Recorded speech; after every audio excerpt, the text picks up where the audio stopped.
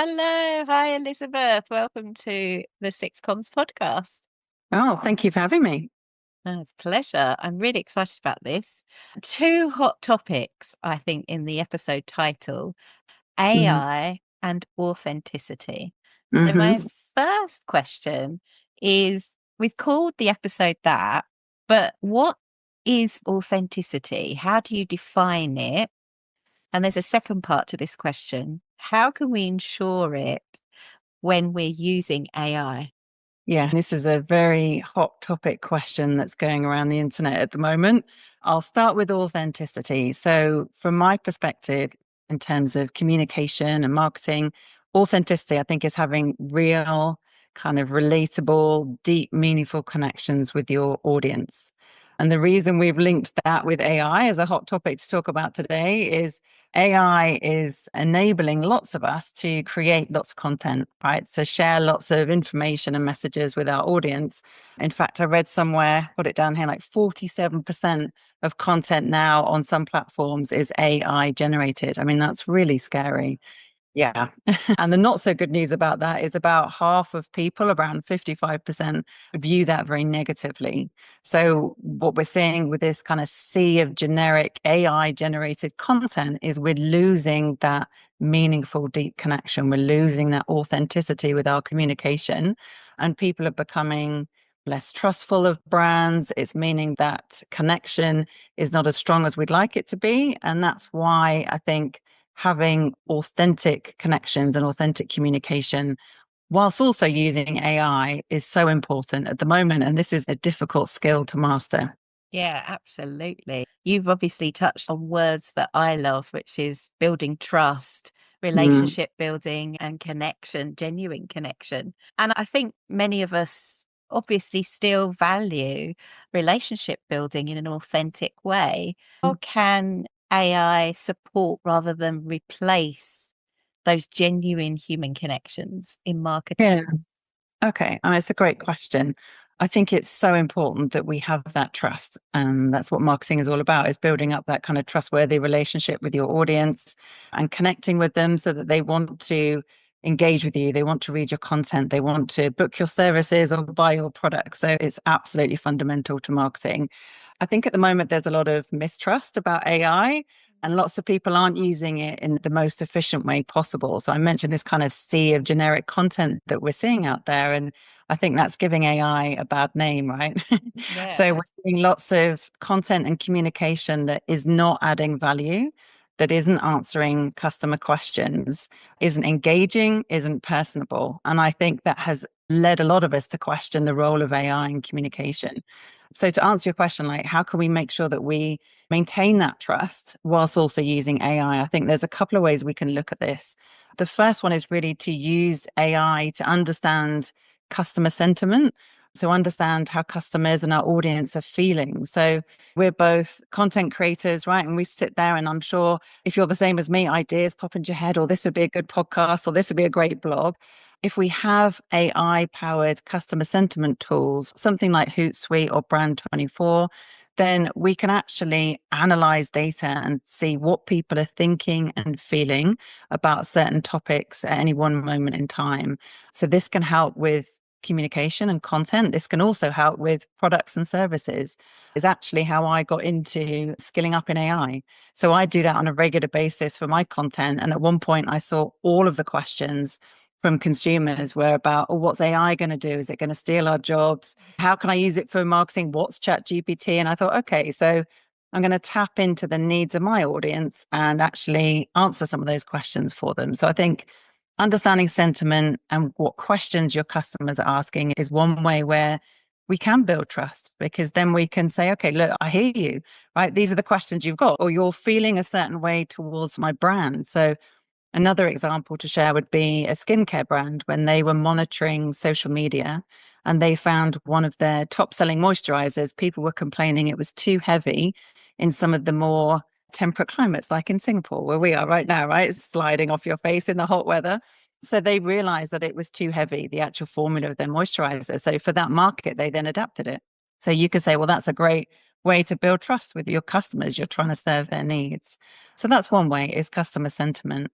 Another way I think is personalizing your interactions with your customers and your audience. So if you're trying to build up that relationship, you're trying to have deep connections with your audience, then, not only do we need to understand what do they want, what questions do they have, what do they want to hear from us, but also when we respond to try and personalize that as much as possible. So this isn't just me sending you an email and saying, hey, Lisa, rather than just saying hi. It's actually understanding what your audience might want from you. So you might have an audience which is segmented in two different groups where they want two different things from you, in which case, again, like a generic email or a generic social media post isn't going to be helpful. It's not going to add value to the person that's listening or reading to that thing. So, again, deepening that understanding of what people want from you and then trying to evaluate that, it's become so much easier to do that using AI rather than just kind of intuition. Yeah. So there was a lot in there to unpack. There was a lot of things that I wrote down because I was a bit curious as well. So I think you mentioned two main points. There's the first point around customer sentiment and also personalization. And Mm, then when you were talking about customer sentiment, you talked about two tools, mm, Hootsuite and Brand 24. And I mm. just wrote them down because I was like, oh, that sounds cool. And I haven't used them. So Okay. is that something that you would use on a regular basis?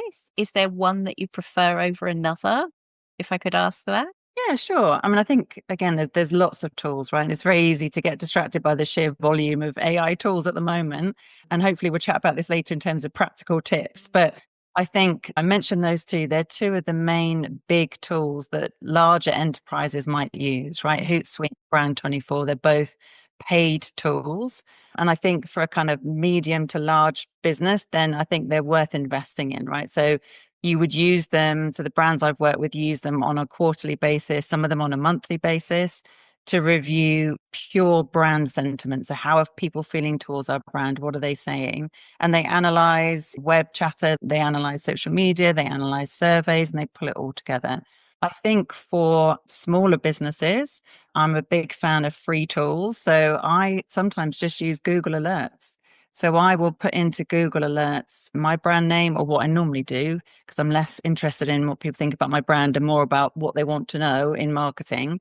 I will put in a term like AI and content creation, and I'll set up an alert in Google and I'll see what are people asking, what are they saying. So it's less about positive and negative sentiment in that latter example, but it does the second thing we spoke about, which is understanding that kind of personalization and what people want. So that's a good tool just to use Google Trends. My other top free tool that I just signed up actually for lifetime access, but you can use it for free 3 times a day, is called Answer the Public. Oh, Yes, a answer tool from a guy called Neil Patel, who runs a digital marketing agency in the US. And you'd love it. It's very visual. It Oh, yeah. gives you all the questions people are asking about a specific topic. And it gives you those across, I think it's Google, Bing, YouTube, Amazon, Instagram, and TikTok. Oh my goodness. It's brilliant, but you can only use it 3 times a day for free. Oh gosh, it's just and like you say, there are so many tools and it Mm, can feel so overwhelming. And mm. I'm definitely, I call myself a curiosity magpie. I'm just literally, if I find something, I like go down into rabbit holes and it's quite difficult, especially if you're time poor, to be on all of these tools and up to date. But that's great that you've broken it down Mm, into medium, large businesses. You can go here, smaller businesses. You've mm. mentioned Google Alerts and Google Trends. Is that the Yeah. same thing or two So different? Google, two different things. So Google Alerts would be you would set up an alert for a topic or a brand, and then you'd get that delivered to your email inbox. Google Trends. So if we went onto Google Trends now, you can see what are people talking about in Singapore today, for example. But you can also put a topic in there and see what people have been saying, what keywords they've been using over the past 6 months. So that's also a free tool. Nice. And then Answer the Public, which is very visual, which you're Yeah. right, I will absolutely be attracted to and will be looking at after this episode, probably. Um, Yeah. so going back to like our questions Mm, around AI and creating content at scale, how can we avoid, and I'm as a communication specialist, very interested in this, how can we avoid sounding robotic or mm, generic? and like truly maintain that authentic voice? Yeah, that's a brilliant question. And that's something I think a lot of content creators are struggling with. I think what's happened is we've got shiny new object syndrome and we've jumped onto all these tools. I did it myself, right? Oh, it can write a whole blog for me, or it could write a podcast script. Yeah. So this is what's leading to all this kind of generic content. But I think how we get around that, there's several ways. I think my first tip would be is to train up the AI tool that you're using in your brand voice. Yeah, so whichever tool you're using. So good ones for content would be ChatGPT, Gemini, Claude. I love Claude for writing. I think it's really good as an AI tool. And there's various different packages, but I would go for the kind of the medium one, which for example, is called ChatGPT Plus, which I think is sufficient. But in order to do what I'm going to explain next, you need the paid version. Otherwise, it runs out of memory on the free ones. So I would go into, let's say, ChatGPT, and I would say, I'm a marketing trainer. I want to be writing content in my true, authentic voice. I'm going to give you some examples of my content that I've written, not AI, me. And I want you to analyze what that brand voice is. So then I would copy and paste some content from my website or from one of my LinkedIn newsletters or my blog. In the paid tools, you can give it as much stuff as you want. You can actually now upload those as PDFs or files so that they're there, so they're saved within the system. The tool will then analyze your style. Now, sometimes it's correct what it comes out with. Sometimes people get a bit of a shock. I'm like, that's not how I want to come across in my content. So this is a good exercise to do to just have a check-in, right? Am I coming across how I want to, really, with my brand values? But hopefully at that point it will spit out a summary of you're clarifying complex things, you're authoritative but approachable, etc., etc. And if you agree with that analysis, then you just say to the AI, please, can you save this and use this as my brand voice in all future prompts? Yeah. So it then saves that, and it won't be perfect, but it will be 80% of the way there to not being generic. So that would be my first step example. What you can do if you really want to do this properly is literally get an Excel spreadsheet and copy and paste lots of your content. So not just one or two examples like I just shared, but like 50 examples of your blogs or emails or social media posts, and really train it up to say, look, this is who I am. I want you to analyze all of this stuff. And it does it within seconds, right? That's one of the benefits of AI is it can analyze all that data really quickly. So that's the first step. So you should at that point have some sort of summary of your brand voice. I would also give it your customer persona or a description of who you want to connect with your audience so it understands. And then the third step is just going back and forth, right? So you don't say, hi, can you give me a blog on why authenticity is important with AI? It will give you, even at that point, it will still give you something really generic. So my next tip would to be more iterative in your prompting with AI. So just as if you were sat here with me and you were trying to say, oh, I want to do this blog. And I say, okay, well, what sort of topics are you thinking about? Okay, so let's brainstorm the topics.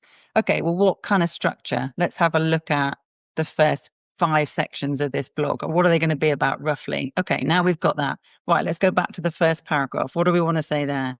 And I would do it step by step, stage by stage, so that not only the style is you, your brand voice, but the content is more you as well. I think the benefit of AI is it can help you articulate things better. I know that's how I love using it for that. So I talk into ChatGPT, I use the little microphone function and I just talk. And I'm like, please make this sound better or make it sound professional. And that's a really nice way to get a very, very long prompt into AI, is just to kind of chat it in as well. That's great. Oh my gosh, there was so many gems in there. And then I also, my eyes went a bit bigger and I lit up when you said about using the microphone function on Yeah. ChatGPT.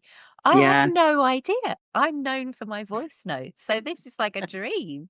ChatGPT and voice. This is great. Yeah. This is perfect for you. Yeah, and I know a fellow in Hong Kong that will be very excited about this. I hope she's listening, actually. She's an equal voice note queen as well. Ah, Um, okay. so thank you for that. Let's move on to like a really good example. So have you seen a fantastic example of AI powered marketing that you felt seemed really deeply authentic, and Mm. what made it work? And then perhaps what our listeners could learn from that. Yeah. Okay. Can I share two? I've got one big Oh, one and yeah. one little one. Yeah. Okay, go on then. I'll allow it. Uh, Thank you. So the first one is Coca-Cola Create Real Magic, which was, I think it was March 23. So they were one of the first big companies to really experiment with AI. And what they did, which I really liked, is instead of them saying, right, we're going to use AI and we're going to use it to create stuff. They said, okay, we're going to use AI and we're going to give it to our customers so they can create stuff.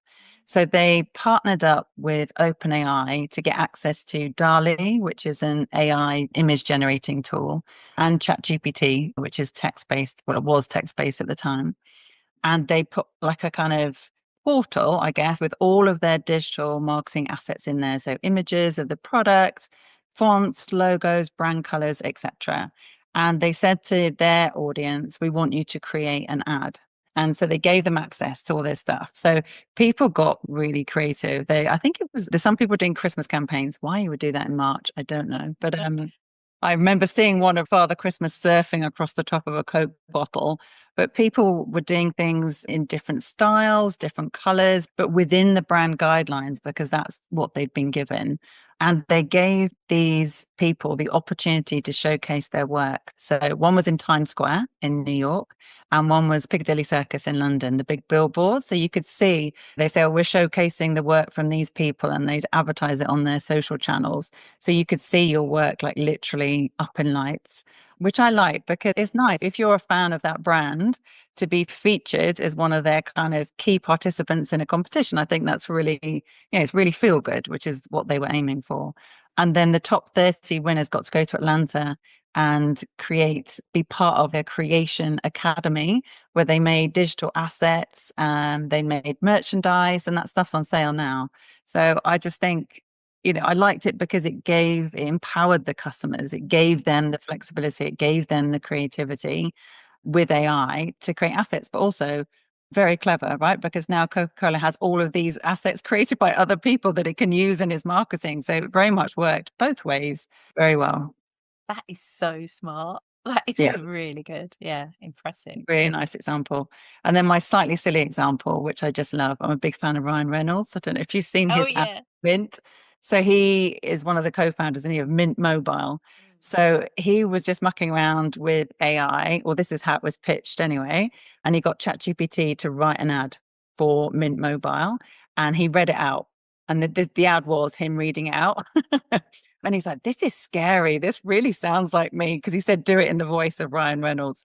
And I think the reason that was nice is because he was open and transparent. Yeah, so I mean, like, and I often say in my stuff, look, hey, I've used AI to help me write this. I think we're not trying to do something and hide it from our customers, our audience. He was like, I've done this, I've put this into ChatGPT. This is the outcome. It was very funny, it was very relatable, very open and very transparent and honest. So I just thought that was a nice way to integrate AI into what they were doing at Mint Mobile. Yeah, I love that. And I love in those two examples, you've got the approach or the mindset that would be ideal on how you use the AI tools. It's like, yeah, be a bit playful, involve your audience, be Mm. creative. And also that last one around integrity, just being Mm. open and honest about it. I think these are really good, like, mindset approaches to it. Yeah.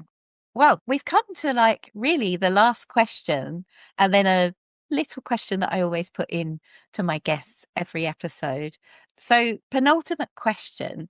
As AI becomes obviously more integrated into marketing, what are Mm. your three top tips on how we can use it strategically, but Mm. while still maintaining that authentic voice and also in line with our values and our vision? Good question. So I think my first tip is going to be start using AI with the stuff that you're really good at and really comfortable with. Yeah. So say you're really good at writing podcast interview questions, for example, or really good, you love writing your stuff for social media. Yeah. I say start there because you know what works, know what connects with your audience, and you're good at it. So then the goal there would be to get comfortable with an AI tool and just make what you're doing even better. Mm. So either be able to create it more quickly or create more content in the same value that you are at the moment, the same standard, but start there. Then when you've mastered that, then move on to using AI for areas where you're not quite so confident. So it might be things like data analytics, customer analysis in terms of sentiment feedback, those types of things, right? I think what the kind of natural reaction with a tool like this is, oh, I hate doing that. I'm going to give that to AI. Yeah. Yeah. And the problem with that, if we don't like doing it and we don't feel that we're good at it within our business. So, for example, for me, it's like automation. I understand how to do it, but I don't enjoy it at all. The temptation is there to just outsource it 100% to AI. Now, if we don't really understand it and we're not great at it yet, it's not the output also is not going to be great. So we need to get what it is that needs doing first before we can get AI to help us be even better, I think. So that's my first tip, which leads me on to my second tip, which is don't use AI to replace what you're doing, use it to elevate what you're doing. So, for example, if we're going to take it to help us with our social media posts, I would absolutely not recommend using AI and saying, I want to write some social media posts for Instagram in March about this topic. Write me 30 captions, 30 lots of hashtags, etc., etc. And then you go into another tool and get it to create you some images. I think anything that's 100% AI is going to lose that connection, you lose that relatability. Ways to inject that back in would be having relatable experiences, that your personal stories, things that make your brand you, like we were talking about before with your brand voice and your brand vision. I think, use it to make it better, but don't outsource the whole thing to AI, because then I think it won't be the quality that your customers will expect from you. And then the third thing, and I think I'd say this to anybody looking at AI, no matter what size business they're in, and that is to kind of experiment and iterate with AI tools. So we've mentioned a couple of tools, and I always get a bit nervous recommending things because I think what you need will depend on your business. Yeah. Yeah. So I'd really recommend looking at your marketing or your communication strategy and thinking, right, where are the things that I'm great at that I can make better? Where are the things that I'm not really doing because it's taking too much time? Identify for your business, where are the gaps where AI could actually help? And then go and find a tool for it, as opposed to, oh, that sounds like a great tool. How can I use that? That way round, I think. So that just means that you're doing what you need for your business, as opposed to trying to force an AI tool into your workflow, which might actually not add much value for you. Yeah, absolutely. Great tips. I'll just try to summarize. I do take notes. That's why I sometimes look down because I am taking notes. I've been an active listener, Elizabeth. So, first tip, start using AI with something you're comfortable with. And then when you've mastered that, start using it in areas that you're not so confident in. Second tip, don't ever use it to wholly replace. Just to use it to elevate. It's a really important point. And then number 3, which resonated personally with me because I'm a curious magpie and I often go out and see shiny new tools and think, oh, yeah, that looks good. First of all, identify where the gaps are in your business and then find a tool that can help you with that gap rather than the other way round and being overwhelmed with all the tools that are available. Yeah. Great 3 tips. Thank you so much. Now, the last question that I ask every guest is the Six Comms podcast, and Six Comms, my business, is founded upon the 6 C's of effective communication. And just to remind you and the listeners, they are connection, curiosity and compassion, clarity, customization, and consistency. Now, we've been talking about AI and authenticity. Which 1C resonates most with you and you think is relevant to this topic? Great question. For this topic, I would say connection, because I think that's where there's the risk, there's the danger of losing that genuine connection with our audience if we don't use AI in the best way possible. Love it. Yeah. Great. That's great. Great way to finish. And that is my favorite C, actually. Oh, well, there we go. So, I tend to go for clarity, but I think that's in terms of communication and sharing some of this information, I think we need a bit of clarity because there's so yeah. much information out there. I think the 6 C's obviously are working together and they overlap. But yeah, definitely good to have some connection there. Thank you so much for joining me today. It's been packed full of tips and gems. So I'm sure my listeners will really appreciate it. Thank you for joining us. Oh, thank you for having me.